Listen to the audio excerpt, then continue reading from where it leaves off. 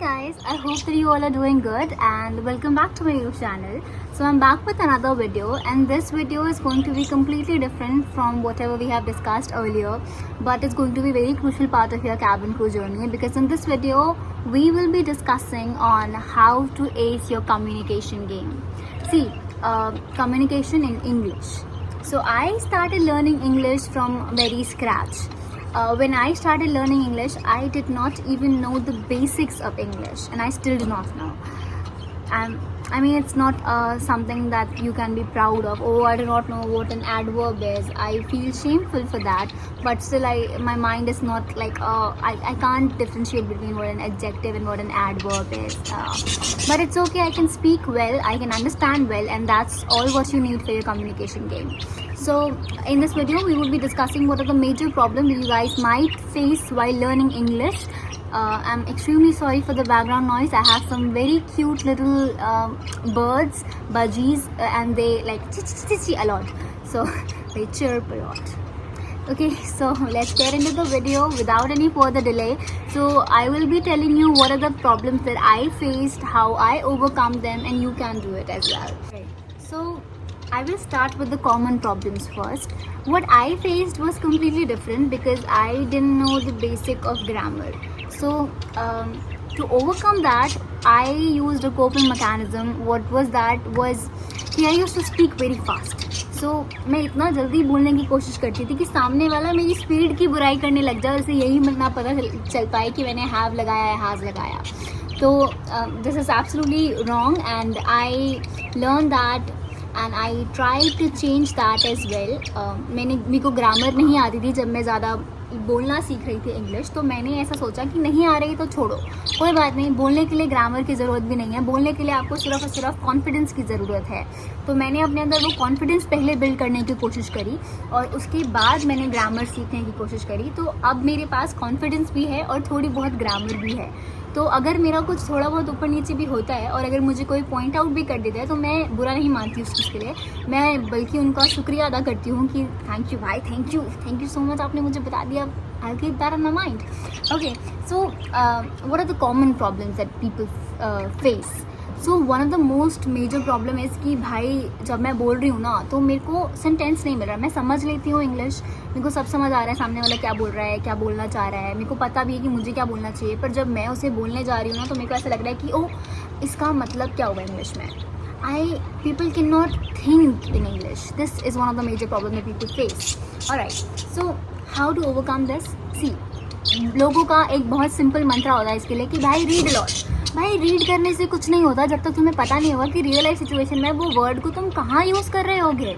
तो उसके लिए आई वुड डेफिनेटली सजेस्ट कि भाई पढ़ने से पहले सुनो.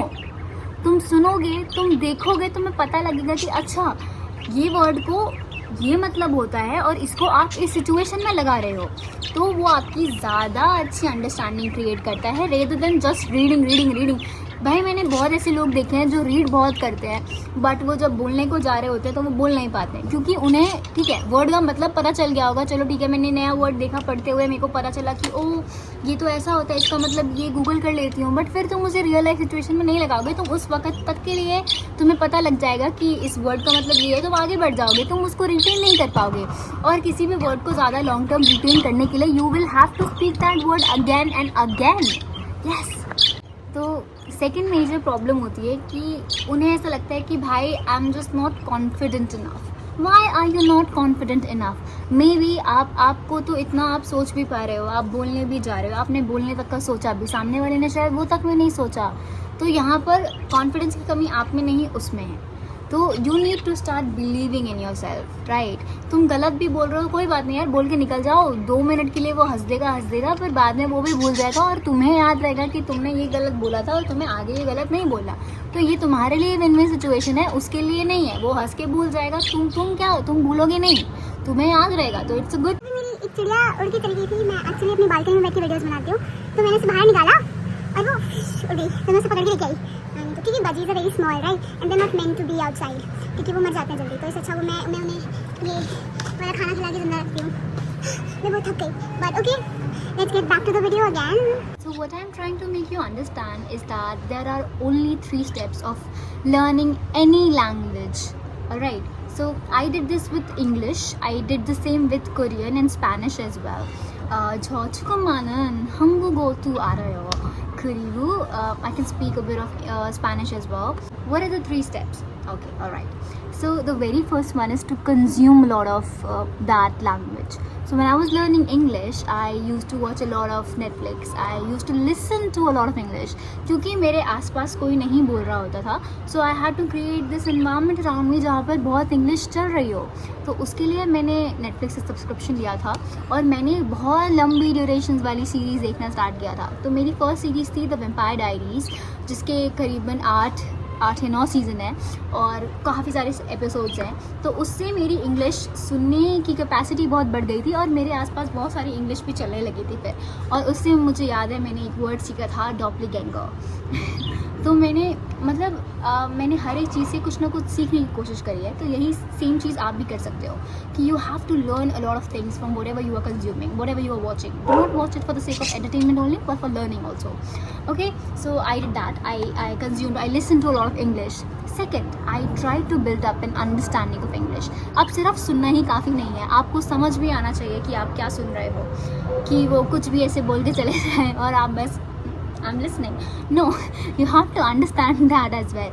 So second step is understanding.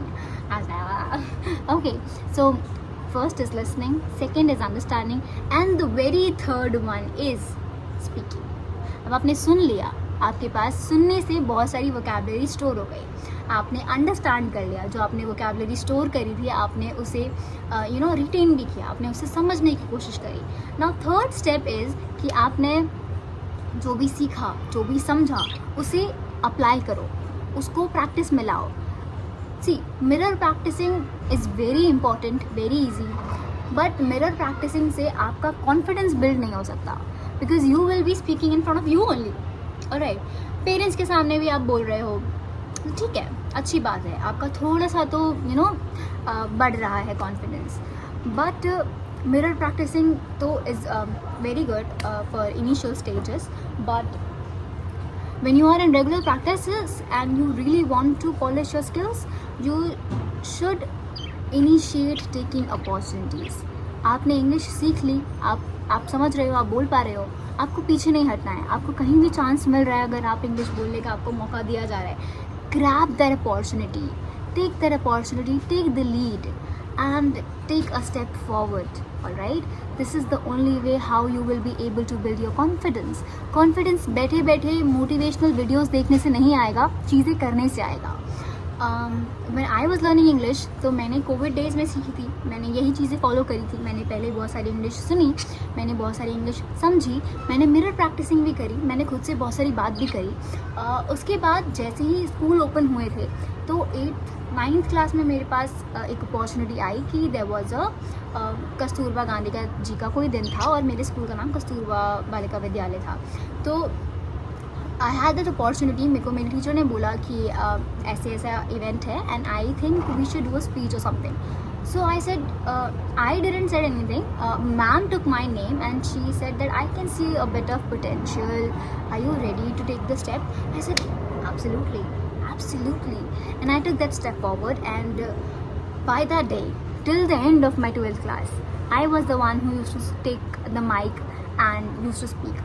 And I tried to motivate a lot of people from my school as well, but it's okay, guys. So my entire point of explaining this story to you कि take the step forward.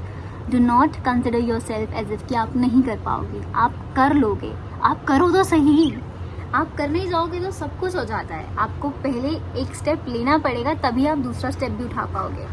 Alright? Leave your comfort zone. That's all I can say.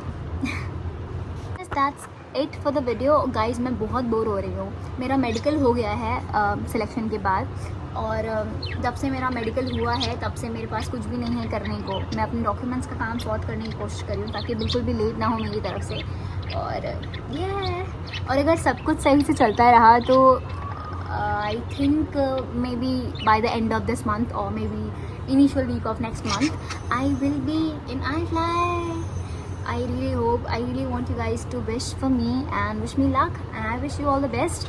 If you guys on this journey of learning English, making your communication strong, all the very best for you guys, and do not consider yourself as if कि आप नहीं कर पाओगे, आप सब कर लोगे. अगर मैंने किया तो आप भी कर सकते हो. मैं भी सेम बैकग्राउंड से आती हूँ जिस बैकग्राउंड से आप आते हो. जैसी वीडियोस आज आप ढूंढ रहे हो, कई सालों पहले मैं भी ढूंढ रही थी, और मैंने भी वीडियोस देख करके ही अपना सब कुछ सीखा है. एंड आई वांट टू से कि मैंने सिर्फ इंग्लिश ही नहीं, मैंने कोरियन और स्पेनिश भी थोड़ी थोड़ी सीखी है, जो कि मैंने सब कुछ यूट्यूब और इंटरनेट से ही किया है. मैंने कभी भी कोई कोर्स परचेज़ नहीं किया. मैंने कभी भी अपना एक पैसा फालतू का इन चीज़ों में नहीं दिया. मैं नहीं करती ये सब कुछ. और 지금만은 한국어도 알아요. 그리고 yo hablo español pero un poco. That's it for the video, guys. Thank you so much for watching, and if you guys have watched till now, do subscribe, like, comment, and yes, all the very best for your future, guys. See you later in my videos.